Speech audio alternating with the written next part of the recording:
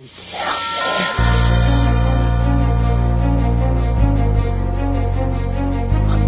out, man.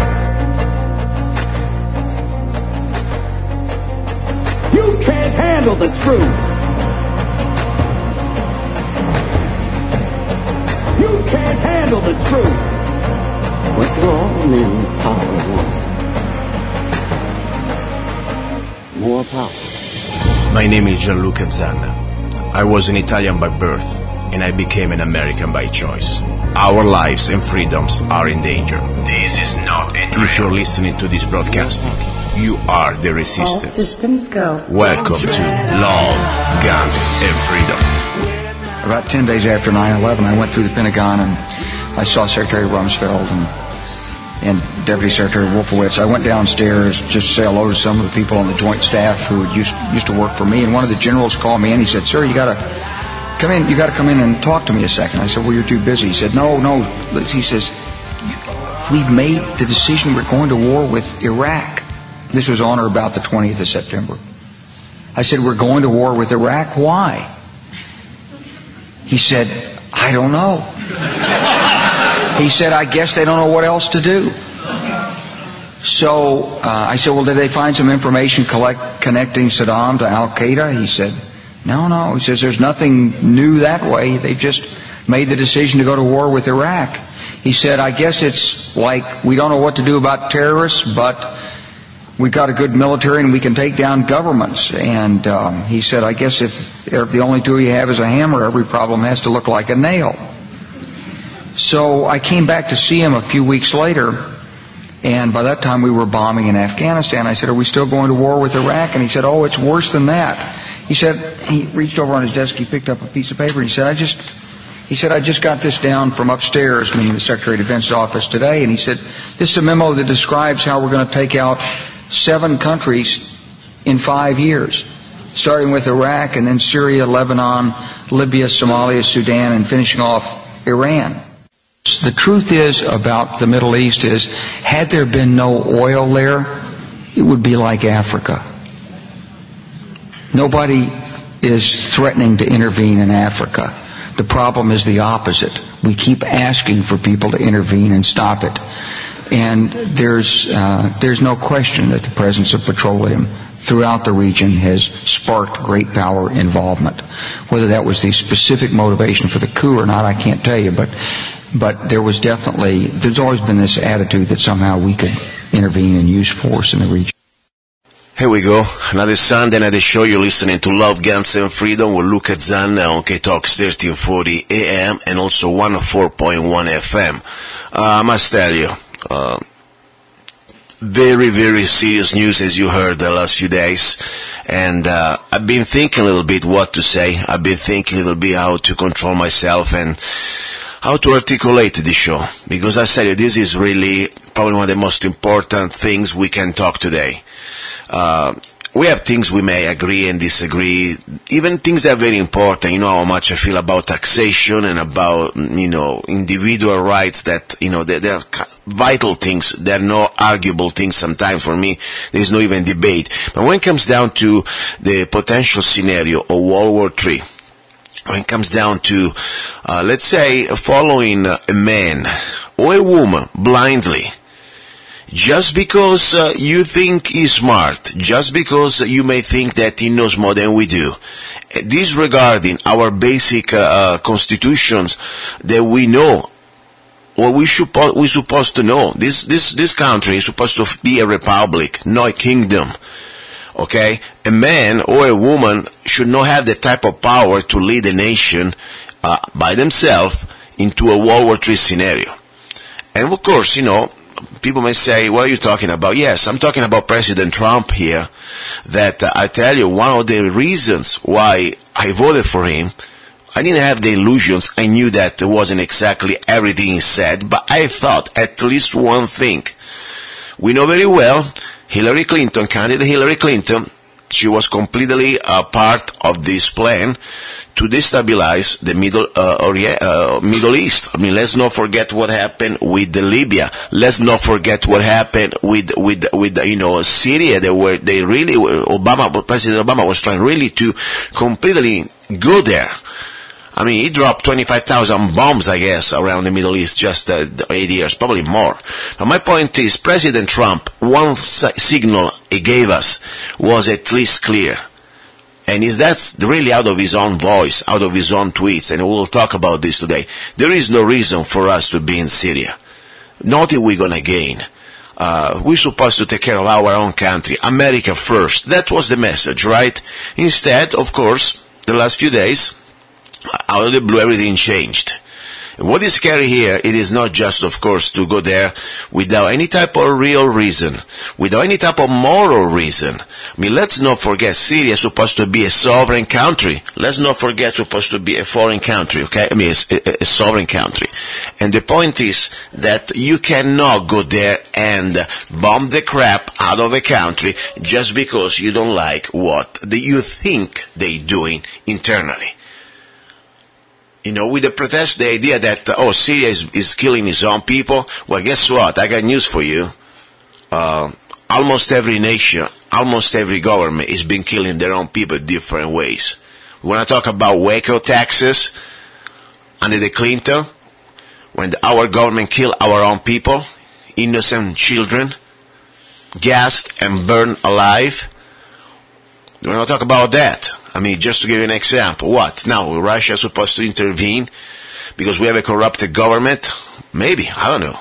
But my point for sure is that we don't have that right, and no other nation should have that right to intervene in internal affairs. Now, the interesting thing here, that we already had proofs in the past, that when you have this sort of a chemical or, let's say, attacks on civilians, first of all, they need to be proved really where from.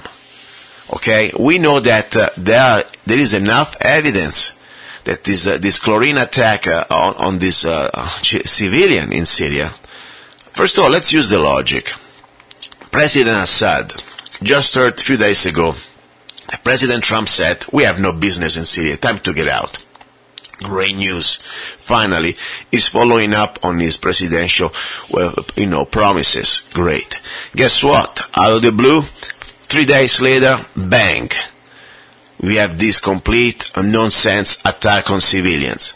And of course, we have Senator McClain, Senator Lindsey Graham, all these globalists. And by the way, these Democrats too, on the other side, amazing, both sides of the aisles, completely say, yes, we have to go get this evil Assad. Really. Now, it's for the children. We cannot let this go away. You know, this is completely the propaganda, the worst propaganda, it's the worst. But the problem is not what they're doing or what they're saying. The problem is people being silent or still supporting. Now because it's called President Trump. Of course, if it was President Obama just a couple years ago when he was attempting to go to Syria, I remember all these conservative people out there screaming and yelling, oh, don't do that. This is not in your constitutional, authority to go there and start the war without Congress. And I agree with you guys. But now, still a lot of people that normally they were on the other side trying to expose Obama and trying to stop him in this completely, think about it. Now forget the Constitution for a moment, and I don't want to forget, of course. Think about if you really agree that one man or one woman elected as president should have that type of power to say, I have now the authority and the power to start a World War III. Wait a second. What if that man is crazy? What if that man, by the way, today you like him, and tomorrow could be another person you don't like? If today, let's say, this is your guy, you think he's so perfect, so smart, he's such a genius, and you're always going to find excuses, because, after all, I always hear this type of conversations, these answers. Oh, he knows more than we do. Really. All I know that going to another country without even having the proofs, because after all, we were like just a day or 2 days away from finding a neutral investigation to really see where this gas if it was really gas, if this really attack on civilian was real or not. I mean, you cannot just go there and kill somebody without a trial. I mean, that's a basic 101. No, they could not even wait the opportunity to have the United Nations or an independent, panel of experts to go there and say, yes, this is really a gas that kills civilians, and yes, we can really reconnect it to the Assad, I don't even want to call it regime, it's their government. Okay? It is their government. So that's my point. So not even waiting for that. They could not wait. But the worst thing now here is, let's say for a moment, yes, really, truly Assad killed some of his own people. Okay, the answer is, let's go kill more people. Really. I mean, think about it. Think about it for a moment. Let it sink in. What type of authority you think America has to intervene in a sovereign nation like Syria for the internal problems? Who made or President Trump the policeman of the world? Think about it. But the point that is not even true. We don't even know for sure. Let's put it this way. We don't know for sure. So we started World War III just because we have a man that thinks that that's the right thing to do, without any more, congressional authority. Because after all, only Congress has the authority to declare war. And people say, these are not wars, these are just a military action. Guess what? When you start a military action, you can start a war. Did you just hear, by the way, a few seconds ago, before I started the show, that little speech that it was a very, by the way, important speech by former General Wesley Clark. I mean, these are facts. These wars, they were planned a long time ago. And now they need to find always an excuse. Let's not forget, first of all, they need to control you. They need to control you through the media, the public opinion. They need to find enough idiots out there who say, oh yes, after all, we need to do that. So they have the justification. Okay? And at that point, they will do things that really are just part of the agenda. Simple as that.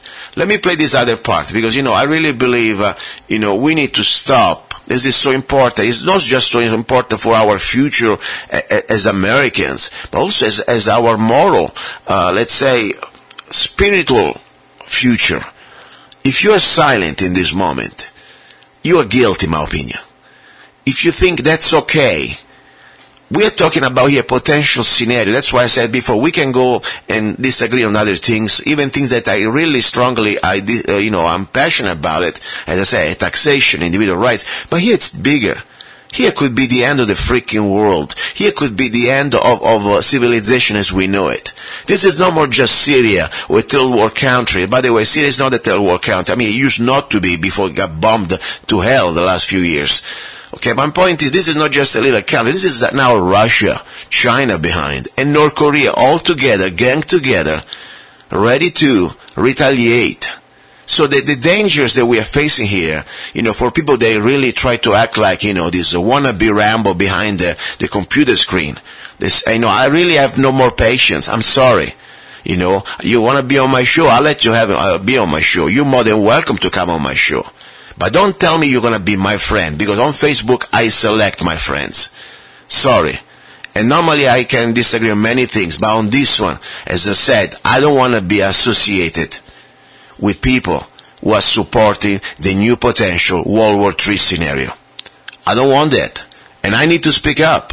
As I said, this is not just about our present, this is also about my future for eternity. I don't want to be part of this. Okay? I don't want our children to know that we didn't try. And the first thing you can do to try to stop it, at least to speak up. That's what they want. They want us silent. So, my point is, this is very serious show. This is very serious topic. This is about now exactly what could happen because of irresponsibility, the greed of few people that they try to hide behind this BS, always for the children. Oh, it's for the children. Gun confiscation is for the children. Oh, we need to go to Syria to bomb the crap out of that. It's for the children. These people don't care a damn about the children. Why they don't go to the children in Africa? Okay, why they don't go to children in China when, the government, is so oppressive and put people in camps? Why don't they go to the children in Korea? No, this is Syria because there's a lot of oil, and more important, it's a strategic point for a new oil pipeline. By the way, there is a lot of involvement of bankers, of course, in our country and other countries too. I mean, this is nothing new. Nothing new. Okay? They use our military, they use our men and women for their plans. That's the point. Let me play 1 second this one. This is one of the few, I don't have TV, I don't watch TV anymore, but I watch it on the internet. This is one of the few people that I really respect on mainstream news, Fox News. His name is Tucker.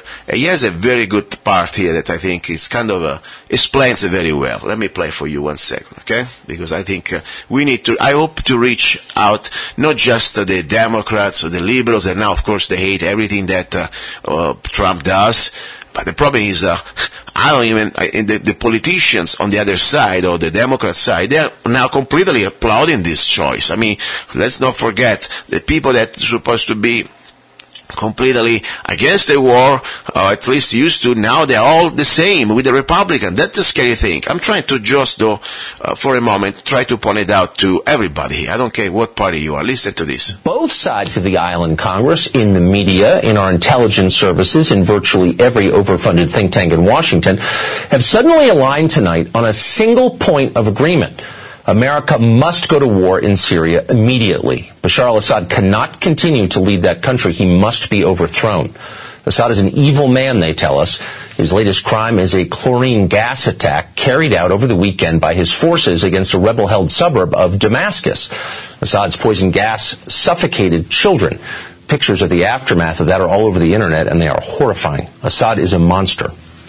That's the official story. Almost everyone in power claims to believe it. The push to war in Syria, by the way, has united politicians from both sides. Lindsey Graham and Howard Dean typically agree on very little. Not much at all. But today they are both calling for war in Syria. Graham is demanding massive attacks on the Syrian military. Dean is going even further than that. On Twitter, he called the president, quote, a wimp for merely sending thousands of troops and launching tons of bombs at Syria. That's not enough for Howard Dean, who, as you may remember, once ran for president as the peace candidate. Tonight, he wants total war in Syria. Television pundits, of course, strongly agree. This morning, the foreign policy team over on MSNBC explained that it's far more important for American troops to fight in Syria than it is to secure our own border here in America. Watch. There's no question that now, all these years later, it is Donald Trump's challenge. He has to take action. Right. What he ought to do is a coordinated action. There has to be a comprehensive response. As Trump leaves to fight his imaginary border war, he's leaving the real war where we could make a difference, and said he's turning it over to Assad and to Iran and to ISIS. This is something that Barack Obama wouldn't even do if confronted with these set of facts. Trump has to take action in Syria. Everyone nods sagely. That ought to make you nervous. Universal bipartisan agreement on anything is usually the first sign that something deeply unwise is about to happen, if only because there is nobody left to ask skeptical questions. And we should be skeptical of this, starting with the poison gas attack itself. All the geniuses tell us that Assad killed those children. But do they really know that? Of course they don't really know that. They're making it up. They have no real idea what happened. Actually, both sides in the Syrian civil war possess chemical weapons. How would it benefit Assad using chlorine gas last weekend? Well, it wouldn't. Assad's forces had been winning the war in Syria. The administration just announced its plans to pull American troops out of Syria, having vanquished ISIS. That's good news for Assad, and about the only thing he could do to reverse it and to hurt himself would be to use poison gas against children. Well, he did it anyway, they tell us. He's that evil. Please. Keep in mind, this is the same story they told us last April. Do you remember that? It was almost exactly a year ago. The new administration announced it was no longer seeking to depose Assad from power. Regime change was no longer our policy. So the usual war chorus in Washington started yelping, went berserk, and days later, Assad supposedly used sarin gas against civilians in Syria. There was video. We bombed a Syrian airbase in response to that. At the time, this show asked what seemed like the obvious question, are we really sure that Assad did that? It seems weirdly timed and counterproductive to him. Shut up, they explained. Of course we're sure. What an unpatriotic question. But of course they were lying. 2 months ago, the Secretary of Defense admitted that actually we still have no proof that Assad used sarin gas last year. The story, it turns out, was propaganda. It was designed to manipulate Americans, just like so much of what they say. We've seen this movie before, and we know how it ends. But just for the sake of argument, let's assume they're not lying this time. Let's assume Assad did just use chlorine gas against kids. He's perfectly capable of that, by the way, not defending his moral character. Let's say he did do it. Would that be worth starting a new war over? Overthrowing Assad's regime in Syria would result in chaos. Many thousands would die. And in fact, we might likely see the genocide of one of the last remaining Christian communities in the Middle East, and we ought to care about that. Some of the dead, of course, would be American servicemen. A new war would cost us tens of billions of dollars, maybe hundreds of billions. Would it make America safer? Would it make the region more stable? Well, let's see. How exactly did regime change work in Iraq and Libya? Doesn't matter, say our moral leaders on CNN and everywhere else. Atrocities like this cannot be tolerated. Okay, but let's be real. We do tolerate atrocities like this all the time. For example, there's a devastating famine killing children in Yemen right now. The Saudis are causing that famine. Should we drop tomahawks on Riyadh in response?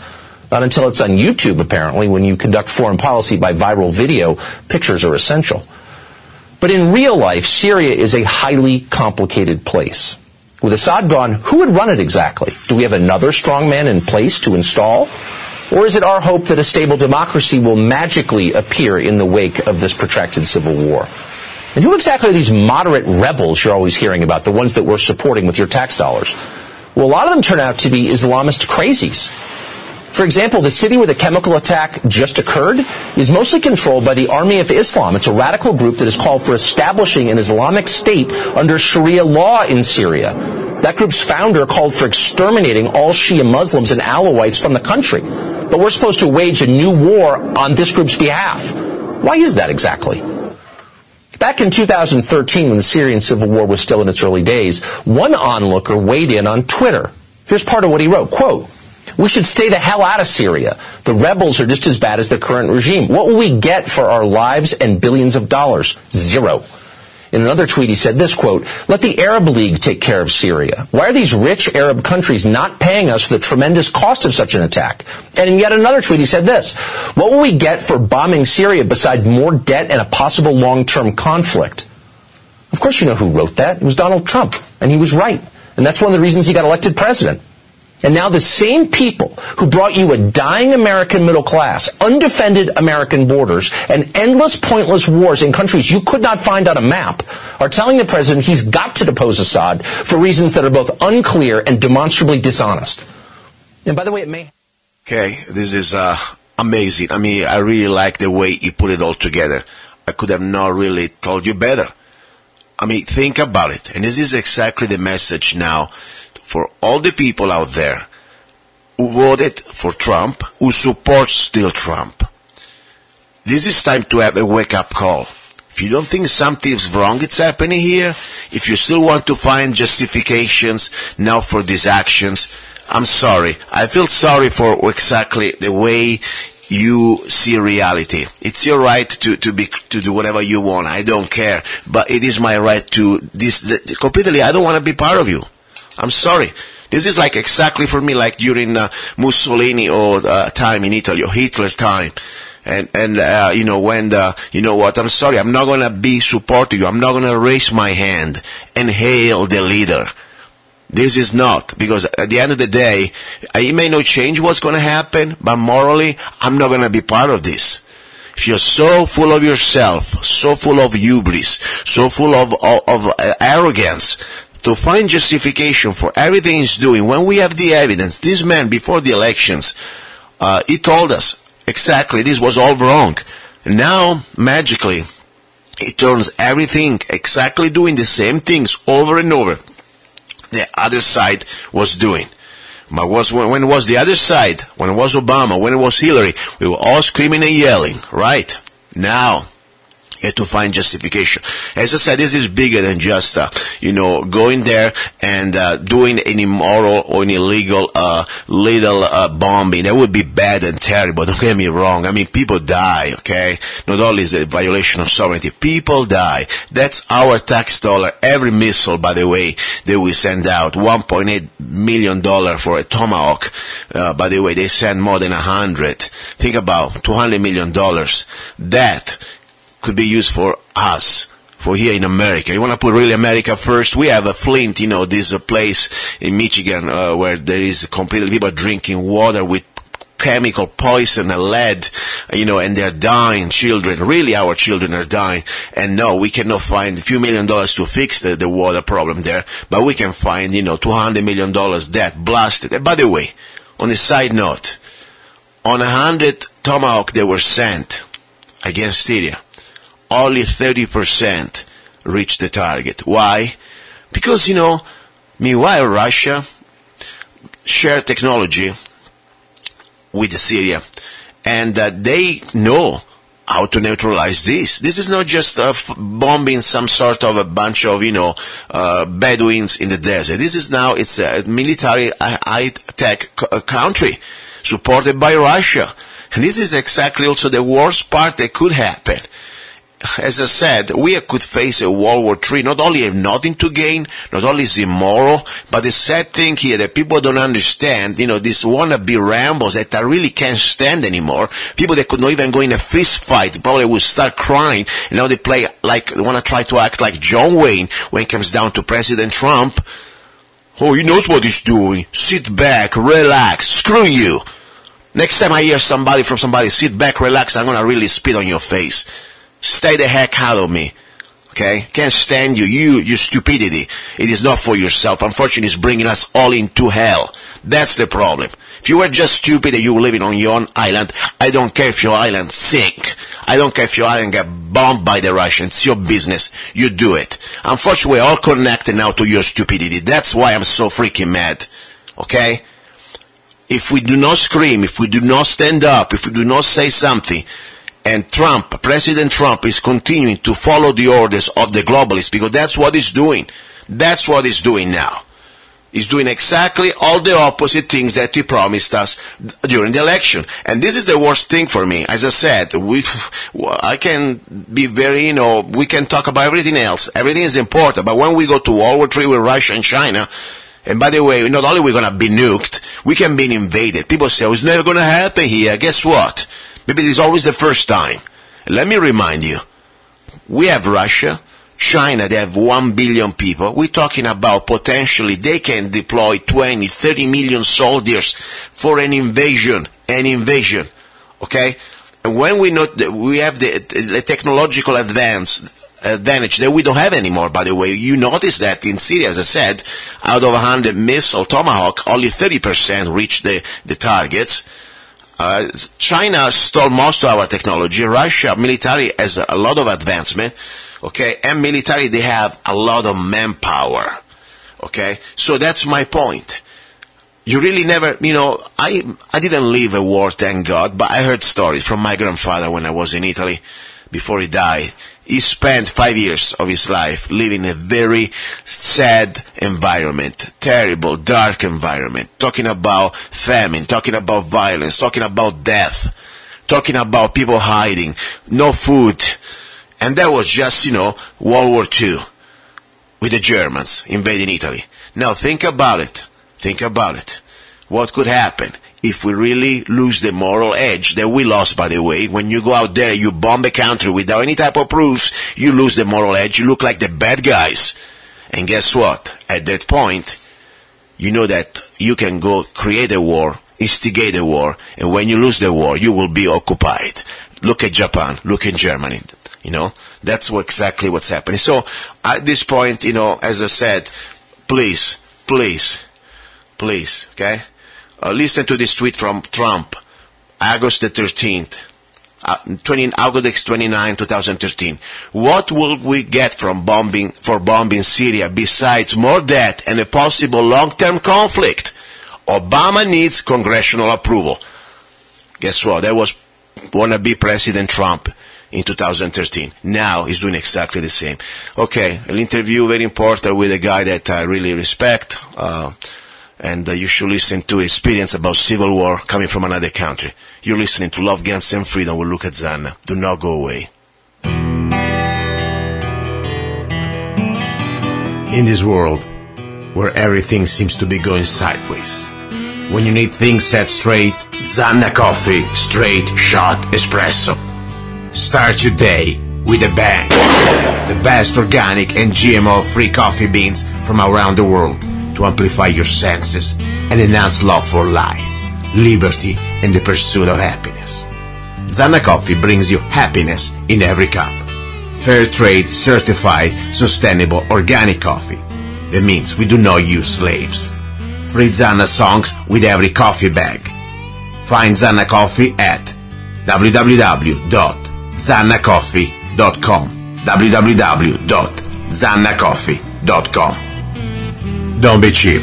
You deserve the best. Get Zanna Coffee at www.zannacoffee.com.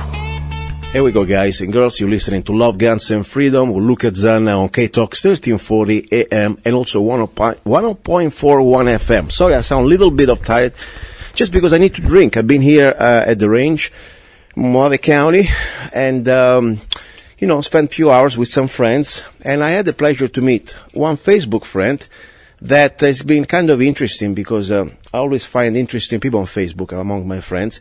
And this gentleman, exactly what captured my attention was the fact that it came exactly the same year, 1998, and I think also the same month when I came to America. That's almost 20 years ago.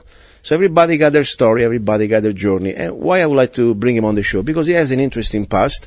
I know comes from an interesting country that I don't know exactly much about him, but I'm sure he has something to tell us when it comes down to why he came to America and also, what he left behind.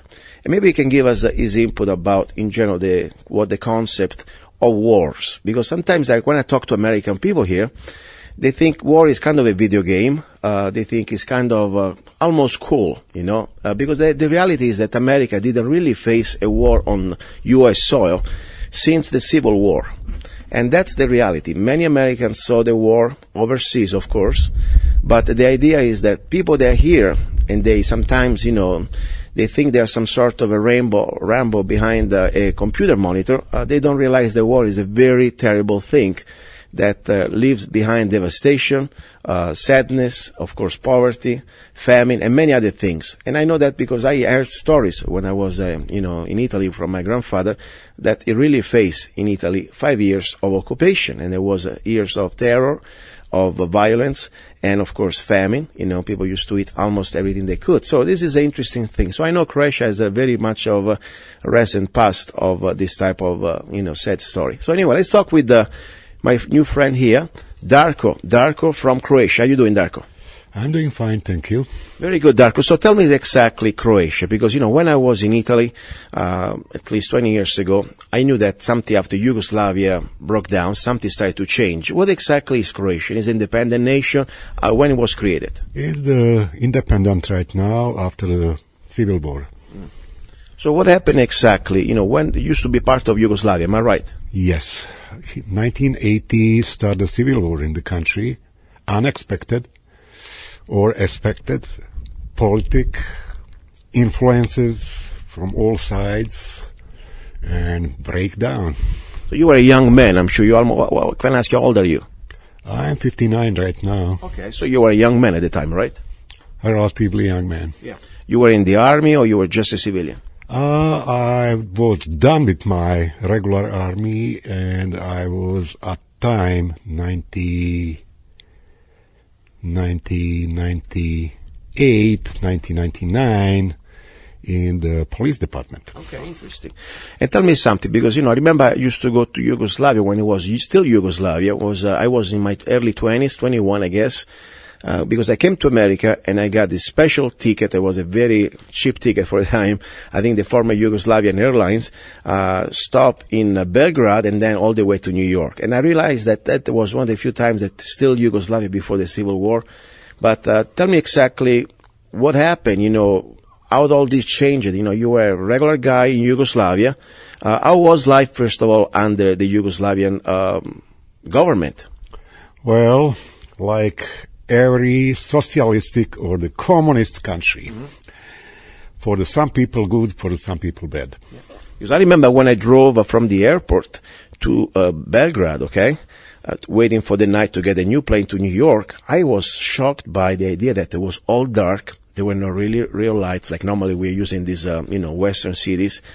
And people, there were not many cars. I mean, it was kind of and that was the big city, so I can only imagine the rest of the country. So it was kind of tough, I guess, like a little bit, food and ratios. I mean, it was like everything like you think and imagine a socialistic country, I guess. Well, socialistic country was designed for the communistic country. And like everywhere, there's a most infamous, what the people don't like to tell, but the communist was corrupt. And the members of the Communist Party in the former Yugoslavia used to have the privileges. Used to have the nice life, used to have the nice apartments, used to have the weekend houses, used to have the cars. Which one was not the case with the small guys? And where exactly you used to live when it was still Yugoslavia? Which town? I used to live in the couple of different towns, but basically I'm born in the Sarajevo, capital of the Bosnia. But I moved to the Croatia on the Adriatic coast to the small city called Omiš, and I used to grow up in the Split because my parents was divorced and my father was in the Split, my mother was in the Sarajevo, I was back and forth. And when the Civil War started, I'm sure everybody has their nightmare stories, and, I don't know how much you want to talk, but I'd like to know a little bit about what exactly you had to face. I mean, some people had it always tough, don't get me wrong. When there is Civil War, I think everybody's going to pay the consequences, but some people really had to, unfortunately, situation. I hear stories from people that I remember when I was in America in my early 20s, and they were going through this type of situation, and there was really death, devastation, violence, and many other things. Something you want to tell us about your background at the time? At point, I was in the police department on the security duty, and most people under the communists was disarmed. This means no one got almost nothing except the hunting rifles, bunch of pistols, and you got a former Yugoslav army armed, best of best all around. Surrendered, cutting the fuel, this was the first, cutting the payments, paychecks, giving people some kind of the coupons, which one is okay to buy the food if you find some, start from this point. And then from there, it started to get degenerated. I mean, because I'm sure from there, I know I was in Italy at the time, and I was just watching the news, at least what we could get through the news.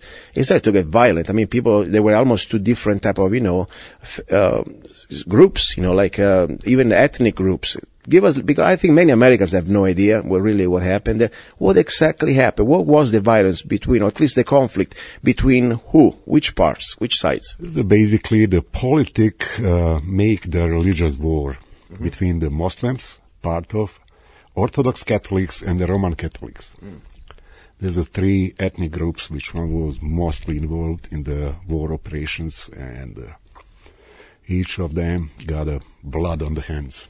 So I know exactly. I see that even listening to the news, there was, unfortunately, each group, no matter what group they had, their civilians, first of all, they all pay. That's the reality. I don't care which part, every civilian is going to pay in a war. That's the sad thing, because the military, they are facing a war and facing each other. But civilians, especially people that they are defenseless, like women, like children. I mean, I heard nightmare stories of massacres from both sides. Am I right? Yes, this is totally right. And most civilians is killed. From the military, from the paramilitary, from the all kind of.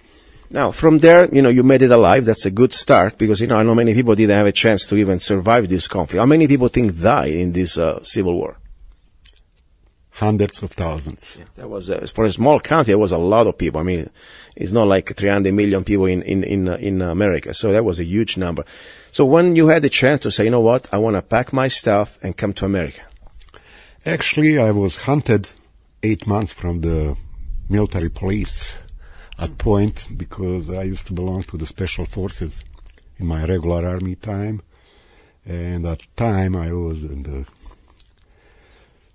police department, and after that I was involved also with the paramilitary groups.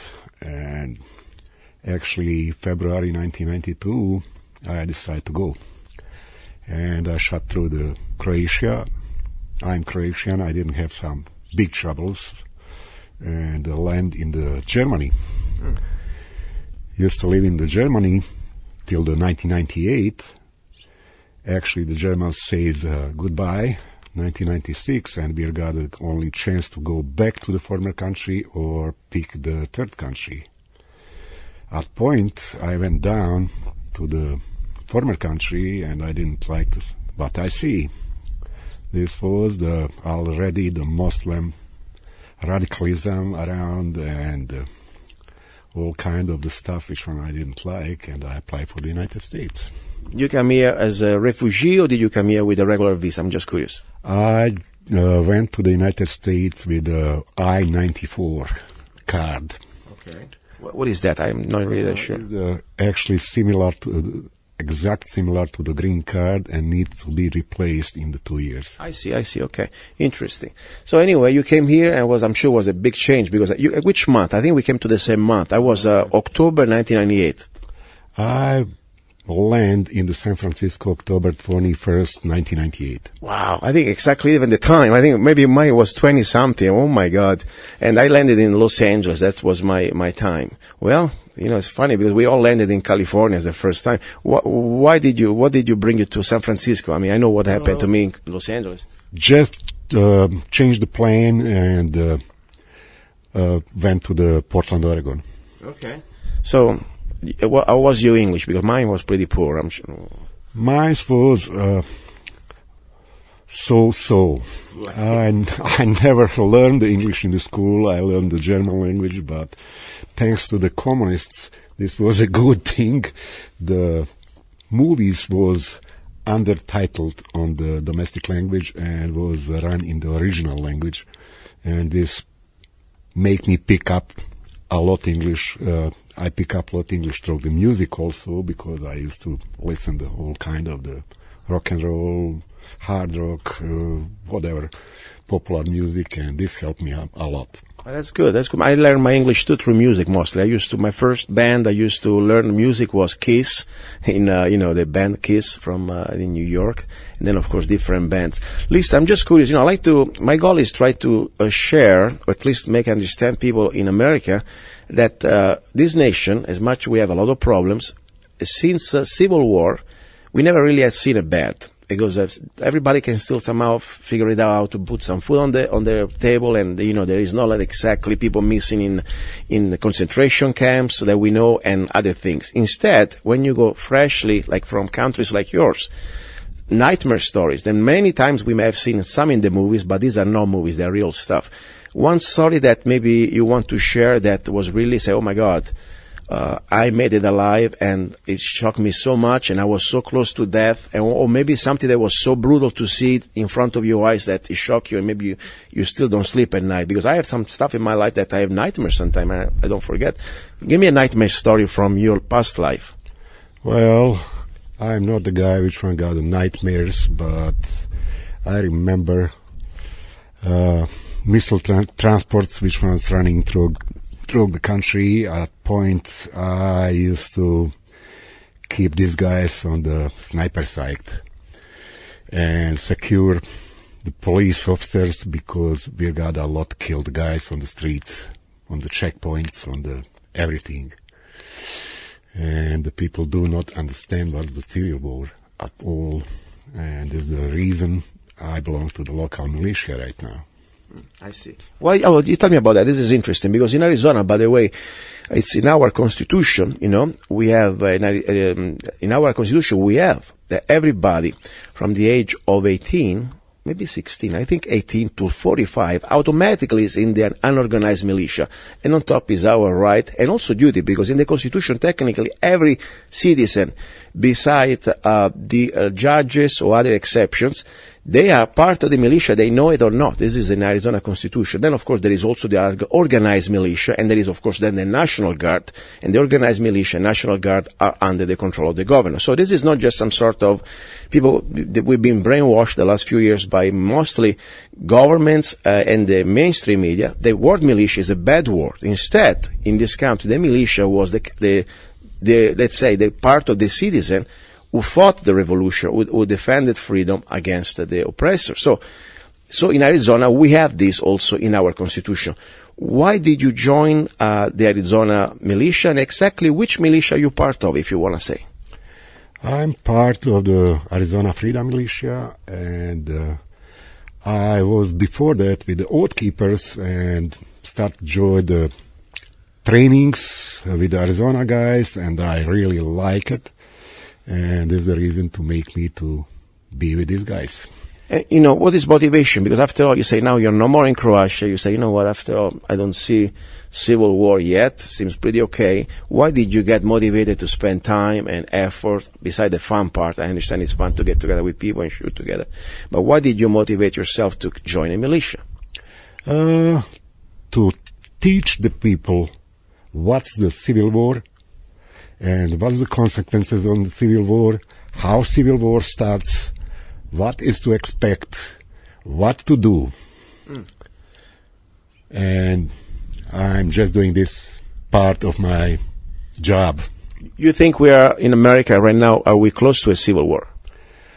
Possibility around all liberal things, around mass shootings, around everything, which one is the fishy, start to smell on the civil war. So, I mean, what do you mean? What could be spark of the civil war? Maybe a potential gun confiscation or gun registration? What do you think? Possibility on the gun confiscation, because each civil war starts with the unarmed people. Now, talking about wars, beside the civil war, you know, just yesterday, this recording is happening exactly on Saturday, the day before the show goes on the air. And yesterday we had this event that people may say, oh, this is not an act of war. This is just a military operation. I call everything that can activate a war an act of war. When we have a president without any more the consulting, and more important, the authorization. In our constitution, only Congress can declare war or move to a war. We had President Trump just a few hours ago. He started about bombing 100 or more bombs on Syria without congressional approval. That could really create a situation for a World War III, because after all, it's not just Syria, by the way, that still I believe that they have the right to be sovereign in this situation, but also we have Russia and we have China behind. What do you think about this? I mean, when American people, some of them, not all of them, they think that's a cool thing to do because maybe we can. What do you think about that? Are you afraid of a potential World War III scenario with Russia? Possibility, and very possible, because there's showing the muscles to the Russians, and of course the China, which one is behind always somewhere, and this may easily trigger the third war. In my humble opinion, what's going on here, we've been almost set up for, they want a World War III with Russia, and it's not just Russia, it's China, and of course we have Korea, don't forget. If you think about the history of this country, never been invaded by these forces. And what they have, you know the numbers. The Russian army, it's huge, but the Chinese, it's even huger. And the Korean, we're talking about millions of potential soldiers that if they neutralize the technological advantage that we think we have, I think we lost it. Don't forget that yesterday when they decided to send these 100 Tomahawks, whatever they were, according to the news, 70% of them, they were knocked down. So that means they have now technology to also fight back our technological advantage. If we go back to a man-to-man World War II scenario, what type of army we are facing between Russia, China, and Korea, and just us? We're talking about millions? We're talking about the billions, probably. Yeah, so that's huge. And this is very, very hard to deal with this kind of enemies. Also, we know through the history the U.S. never got a war on his own soil. Not even the first one or the second one, but the third one is no guarantee. Exactly. This is for me the real concern that people don't understand. This is not a game. Besides the ethical part, I don't believe that we should go to bomb a nation. Even if we had proof, I don't think it's supposed to be our role as police of the world, but especially when we don't have any proofs, and we know for sure that we have enough evidence that at least we had a chance to wait for a real investigation on this Syria gas. It makes no sense, in my opinion. What is your opinion? You think Assad would be so stupid when he just heard that President Trump finally was removing the U.S. troops from Syria, or whatever, paramilitary troops that we have, and just a few days before we were going to go back home, he was going to gas his own people. What do you think? I don't think so, he did. I don't think so. It's possible, and this whole story is a little fishy. Yeah, especially, you know what, just before the election, President Trump said, we have no business to be there and we should be out. And out of the blue, he changes his mind. Are you familiar with the pipeline that it's pretty much on the open? They want a pipeline going through the Syria. Yes, I do. I know it. And Syria is also the country which one have own central bank, got his own oil, and I'm not really sure what's behind. Why do this gassing over people or whatever stuff at moment? Well, this is interesting. I'm glad you came to America. I'm glad to have met you. And I really said, I like when I find people like you, because it's almost like feeling some sort of a connection. We come from different countries, but we weren't that far. You were pretty close to Italy, by the way. Croatia is pretty close. Yes. Did you ever go there? I was last month over here to visit some friends and do some business. It's not nice. Now it's a nightmare, Italy. I remember when I left, it was already getting so bad it was gone. But I heard now stories it's completely taken over. Well, the whole country is split to the small coffee cup countries, which one call by himself countries, and all of them is the pure, is under the influence, is under the all corruption. Like in the Bosnia, the Saudis and whoever from the Arabs buying the land, buying the properties, buying everything and doing what he like. All right. I'm glad you made it here, and I heard that maybe you have your love of your life coming back to meet you, at least to join you. So I wish my best to you and to her, okay? Thank you. And I'll give you the floor. Everything you want to say that maybe I didn't ask you, you got the floor to finish. I'm just fine what I say, and nice to meet you. Nice to meet you, and nice shooting with you today, okay? I had a lot of fun. Thank you. All right, guys, this is luca-zanna, a little break. Just to let you know, this part of the show was recorded exactly here at the Mojave Sportsman Club in Mojave County. And now, final segment, ready for the end. Do not go away. Are you ready to get lost in lust? Immerse yourself in a thunderstorm of emotions and passion. Order John Luca-Zanna's new book, Perfectly Crazy, 69 Erotic Visions and Love Poems, with forbidden erotic Italian phrases. Perfectly Crazy, by John Luca-Zanna. Available all over the world at Amazon.com and www.zanna.us. Here we go, back into the studio. I want to say, I know this is kind of a very controversial topic and we got passionate, but this is really the time to get passionate. This is not the time to hold back. You want to be civilized, that's fine. I'm still civilized, but I'm telling you, what we are facing here, if we do not speak up, could be really the end of America and the world. I mean, when you have a World War III, who's going to survive beside these leeches of global elites that they already have their underground bunkers, and they're so crazy, they really believe that's going to be another way to destroy humanity, to reduce the number of population. That's part of the plan. It is not even anymore about money or about power. They really believe that, I truly believe that wars, they were used and they are used to implement their plan of the population. The point is serious. And I'm not even afraid to die. I'm afraid to live on something that has a resemblance of planet Earth or whatever it is Earth. It's going to be like just hell. And not for me, but for our next generation, for our sons and daughters. We don't want to do this. So it's time to use our brain, please. I ask you, I beg you. Do not follow the orders of the propaganda machine called media. Do not follow the orders of your leaders just because they think they are smart. You are the smart one. Use your brain. I brought you just some basic logical and factual information about the Syria situation. I brought you some facts, like even just, the little snippets, reports from people that can articulate better than me, like Tucker from Fox News. Use your logic.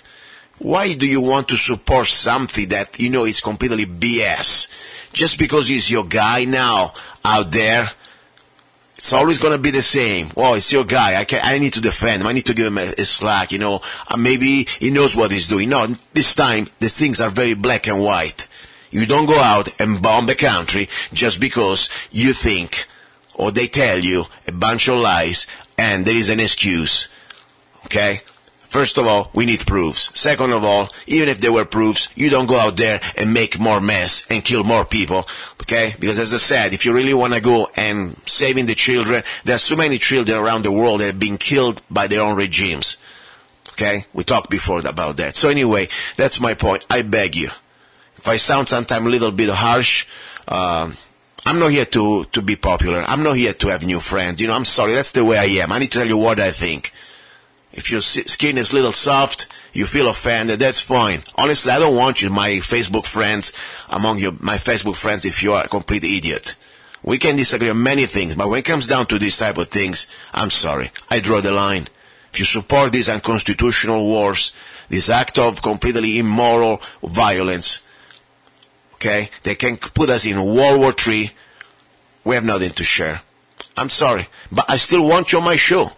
We may not be friends, but I respect you and I want you on the show because this is the spirit of the show. I want to find especially people who disagree. And I will let you talk. I promise I'm not going to throw tomatoes at you and we're going to be civil. That's a fact. So if you want to be on my show, I welcome you. Okay? I have a guy called Jim and I leave it like that. Oh, Zanna, he unfriended me. Yeah, I'm friendly. I don't like your face. You are an idiot in my opinion. I don't want idiots among my friends. But guess what? I still want you on my show if you want to come. Jim. All right? Jim, the serf, I call him. Go to lick the boots of your master Trump. Go. And as I said, I'm not Republican. I'm not Democrat. I despise both corruption from both parties. I'm here as an American. And when I took an oath to become an American, remember, I took an oath to the Constitution, to defend the Republic and the Constitution, not to lick the boots of any man or woman, president included. God's willing, I'll talk to you next Sunday. You've been listening to Love, Guns, and Freedom with Luca-Zanna. Ciao. Wake up.